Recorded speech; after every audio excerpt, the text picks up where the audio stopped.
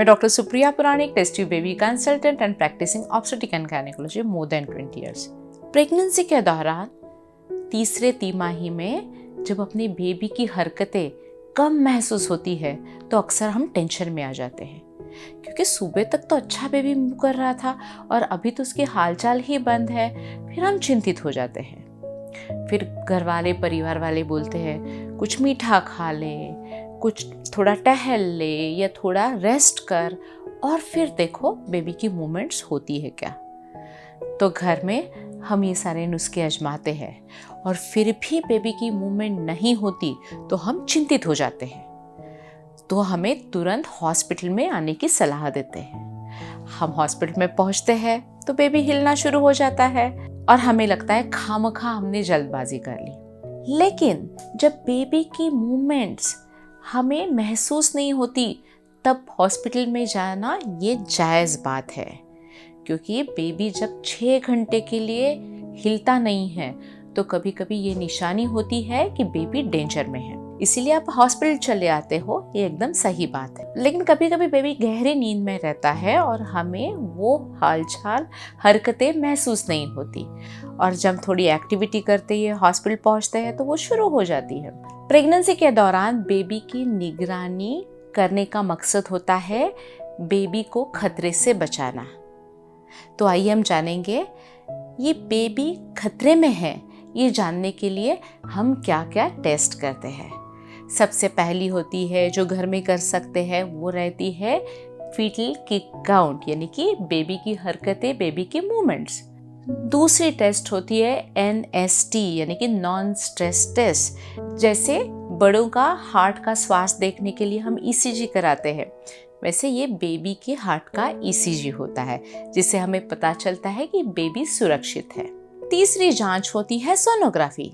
Sonography में हम baby के साइड का पानी की जांच करते हैं, बेबी की तरफ जाने वाला ब्लड फ्लो हम जांच करते हैं, बेबी का बायोफिजिकल प्रोफाइल हम जांच करते हैं, और इससे हमें पता चलता है कि बेबी की स्वास्थ्य कैसी है। लेकिन प्रॉब्लम जब होती है जब घर में हमें बेबी की हरकतें महसूस ही नहीं होती, तो NST कराने के लिए या डॉपलर स्टडी कराने के लिए, सोनोग्राफी के लिए हमें हॉस्पिटल में ही जाना होता है। बहुत बार ऐसा भी होता है हमें हॉस्पिटल में अपॉइंटमेंट नहीं मिलती। सोनोग्राफी के लिए डॉक्टर हमें सजेस्ट करते हैं तो सोनोग्राफी की अपॉइंटमेंट्स फुल रहती है। मिडिल ऑफ नाइट में, रात के वक्त जब ये हो गया तो सोनोग्राफी के डॉक्टर कभी अवेलेबल नहीं रहते और हम मुश्किल में पड़ जाते हैं। जब हमारी प्रेगनेंसी एकदम आसानी से होती है, बेबी की ग्रोथ अच्छी रहती है, तो हम इतने चिंतित नहीं होते। लेकिन जब हमारी प्रेगनेंसी उच्च जोखिम वाली रहती है, यानी कि पहले प्रेगनेंसी में हमारी बेबी की मृत्यु होती है, कभी कभी प्लेसेंटा सेपरेट हो जाता है, कभी प्रेगनेंसी के दौरान प्रेगनेंसी की वजह से डायबिटीज़ हो जाता है, कभी प्रेगनेंसी की वजह से हमारा ब्लड प्रेशर बढ़ जाता है, कभी कभी बेबी पेट में अविकसित रहता है, जिसको हम IUGR कहते हैं। जब बेबी के साइड का पानी बहुत कम रहता है, जब बेबी की तरफ जाने वाला ब्लड फ्लो कम रहता है, जब अपनी प्रेगनेंसी जुड़वा और तिकड़ी रहती है, कभी हमें समय से पहले ही लेबर पेन शुरू हो जाते हैं। तो ये सारे फैक्टर्स रहते हैं जिसको हम रिस्क फैक्टर कहते हैं। इनको हम उच्च जोखिम वाली प्रेगनेंसी कहते हैं।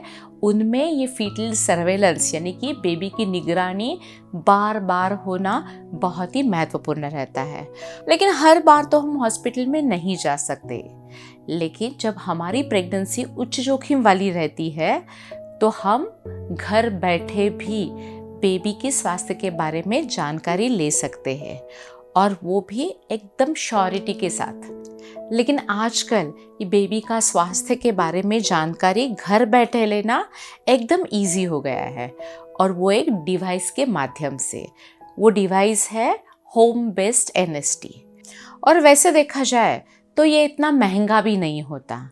जब हम इमरजेंसी में डॉपलर स्टडी कराने जाते हैं तो वो डॉपलर स्टडी की कॉस्ट बहुत ही ज़्यादा रहती है। उसके कंपैरिजन में ये हमें रेंटल मिलता है।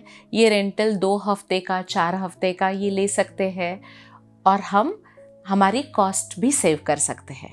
तो ये होम बेस्ड एनएसडी की अधिक जानकारी देने के लिए हम अगले कुछ वीडियोस बनाने वाले हैं, लेकिन डिस्क्रिप्शन बॉक्स में एक लिंक दिया है, उससे आपको पता चलेगा वो डिवाइस क्या है। इसके बारे में आपके कोई प्रश्न रहेंगे तो हमें ज़रूर लिखिए, और साथ ही साथ इस डिवाइस के बारे में जो हम वीडियोस बनाने वाले हैं वो ज़रूर देखिए। धन्यवाद।